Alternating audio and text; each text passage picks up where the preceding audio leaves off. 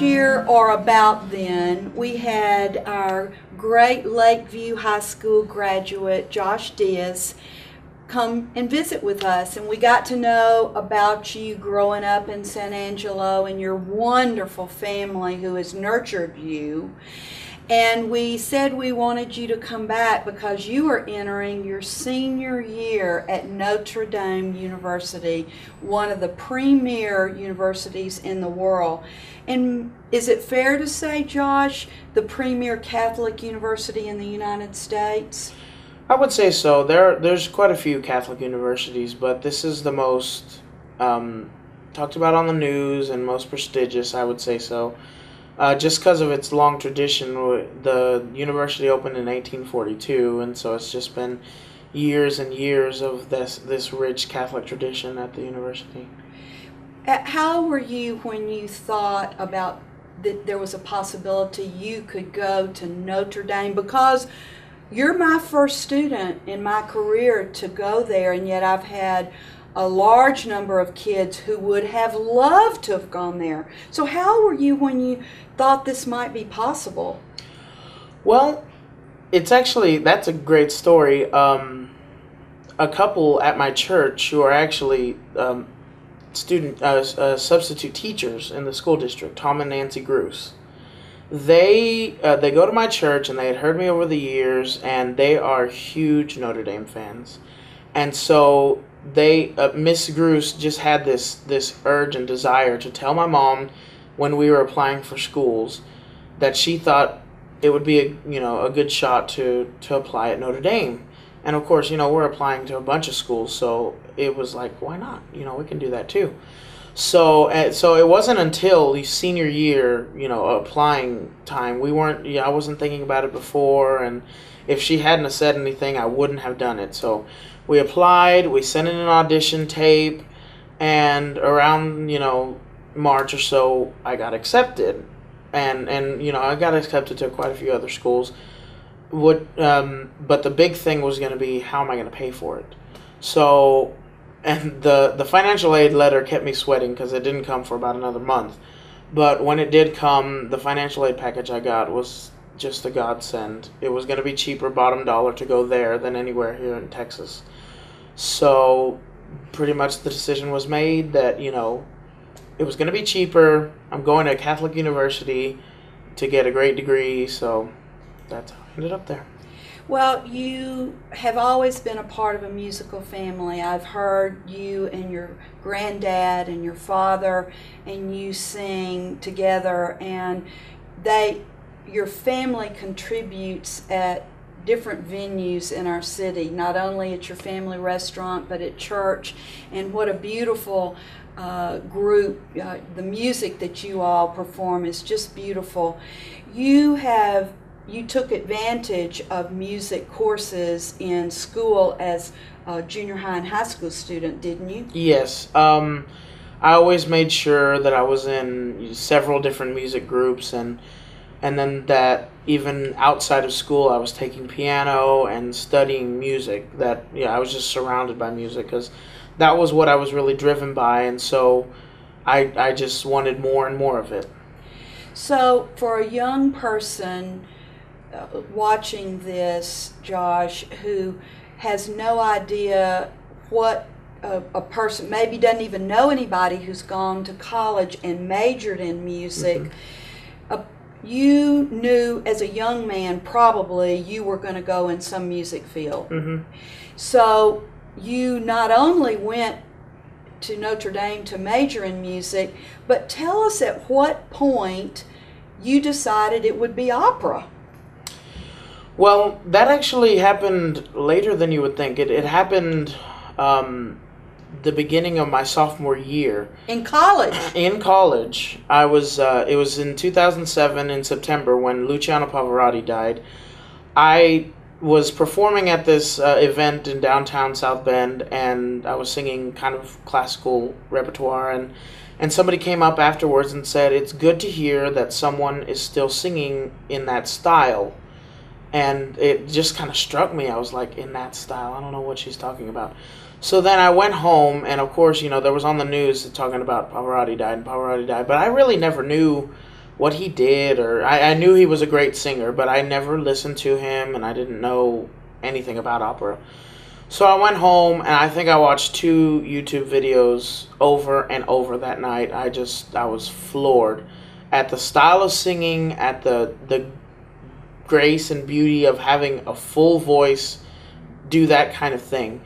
And so from that point on, it's been kind of a little journey of discovering different facets of opera and different things like that. And the more I learn about it, the more I'm just like, that's what I want to do. I want to sing opera. Well, before that, you knew you were already majoring in music. Yes. But what did you think you were going to do? I figured, I knew I wanted to do voice because that was kind of something just growing up. I knew not only was I good at, but I could compete at, and I knew I did well at. But I guess when I was going into college, I was thinking something along Josh Groban terms, just, famous, CDs, tours, whatever. Well, what a great story that on Pavarottis' death, the publicity of his death, that someone would plant a seed for you. So I've heard already today that 2 people, one couple here in town that planted a seed for you to go to Notre Dame, and then someone that you don't even know their name comes up to you and plants a seed to encourage you to continue singing in that style. Yes. So I think so often people don't realize that when they are encouraging someone, how much that can actually channel a person, be just what they need to send them off in a direction that changes their life. Oh, yeah. I think of it as, for someone like me and for other people, there's the ambition and the drive to do something. All they need is that first little push, and that's all it takes. Wow. Well, you already had a very supportive, encouraging family. Yes. But often it takes someone outside the family to encourage you and nudge you. Mm-hmm. You told me that you have the same voice instructor. You have had the same voice instructor all 4 years, well, all 3 years, and will again this coming year at Notre Dame, and he is an outstanding man. You are entering the tail end of part of your education. Yes. And all this next year, you will be looking at what's the next phase.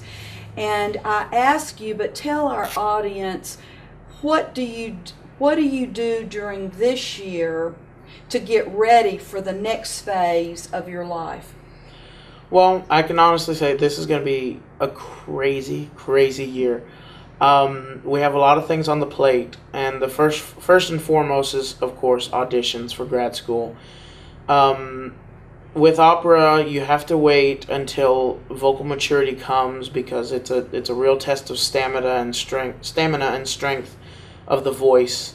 And for the male voice, it's not until about 27, 28 until you're completely mature and you have the kind of versatility to be able to sing opera. So there's time to buy. So I know for sure I'm doing grad school and getting a master's and maybe even a couple of postmaster's degrees just to buy time.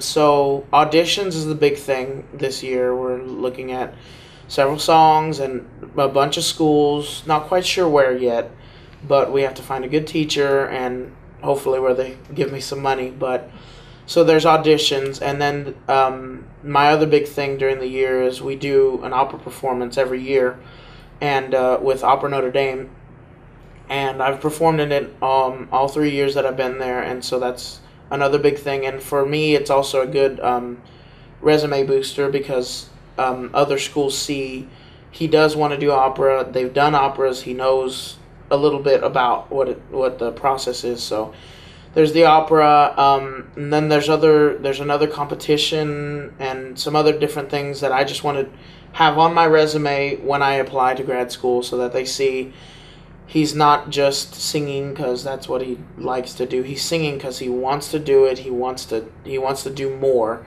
He wants to get out there and be somebody in the music world. And you and I discussed that unlike someone like myself, when I went to look at grad schools, I didn't so much look at individual professors. I looked at colleges and their reputation in my field. Performance, however, looks at specific teachers and their reputation, and that's what pulls you to certain colleges. Not only are they renowned and have a reputation of who their students have been, but are you a fit? Because y'all are going to work long hours together. Oh, yeah.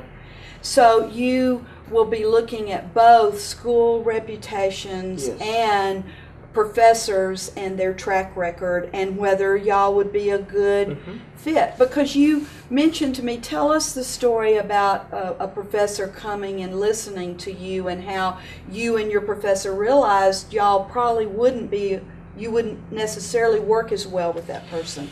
We had a visiting voice professor come, and she was doing a recital for the voice majors, but she stopped in. She was a good friend. She's a good friend with my voice professor, so she stopped in and she was talking. Well, I had a voice lesson, and so he said, "Do you want to sit in on the voice lesson?" And she was like, "Sure."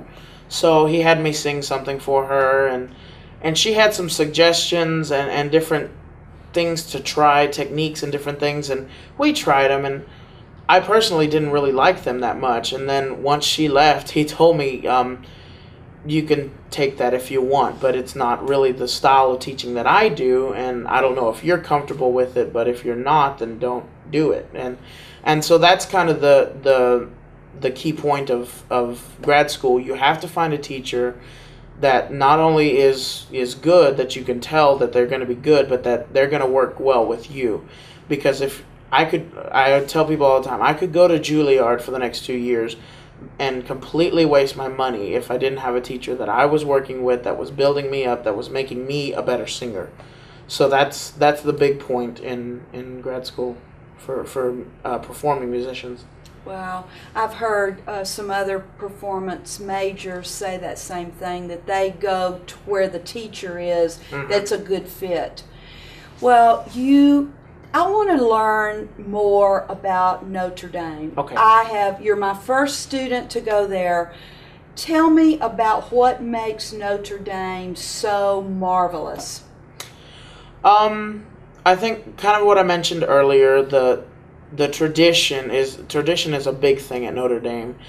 Like I said, the school started in 1842, and our founding father, I guess, Edward Sorin, was this great man from France that was sent by his higher ups in the order that they have, the Order of the Holy Cross, to this wilderness in Indiana and start a school, and they did. And the school's one of the mottos by the higher up there in the order is, "We will not educate the mind at the expense of the heart."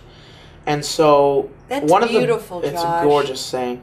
One of the big things that they do there is that the university requirements, not just your major requirements, but the university requirements are very well-rounded. We have quite a few university requirements. So everyone that goes there not only majors in their field of study, but they have quite a broad education.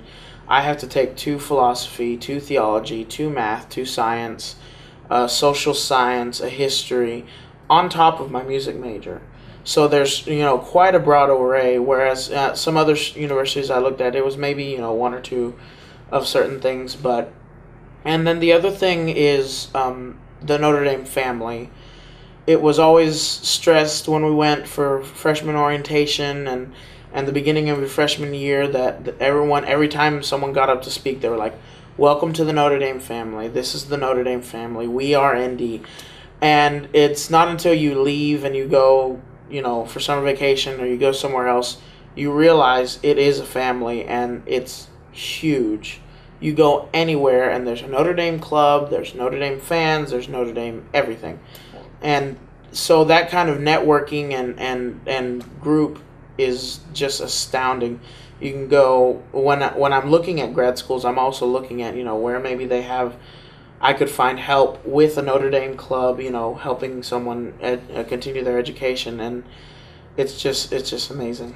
How many undergrad students and grad students? There's about 8,000 undergrad students, and with the grad students, it's about 13,000 at the school. And that's a nice size. Yeah, that was another contributing factor to going there. I forgive me. I don't think I could survive at UT with half a city there. I just couldn't do it. Well, Josh, I understand that. Remember, University of Texas and Texas A&M are overwhelming for freshmen, for many freshmen. So I don't take offense. Okay. Well, are your classes small by and large? Sort of. My classes, mostly they're small just because they're music classes, and the music school there is it's not huge. So the music classes are fairly small, but it's a very tight-knit group, and we have some amazing professors, world-renowned scholars and they teach with, just this passion for what they teach. It's amazing. It's really great. Well, you've been blessed, haven't you, Josh, to get to go there? Absolutely. I couldn't imagine going anywhere else. You are a gift to this community and make those of us who have the privilege of knowing you and your family incredibly proud. A lot of people in this town are following you, wanting you to be successful, and want you to just keep developing your gifts of vocal performance, and to come back and sing for us as your voice matures in that 27, 28 year range.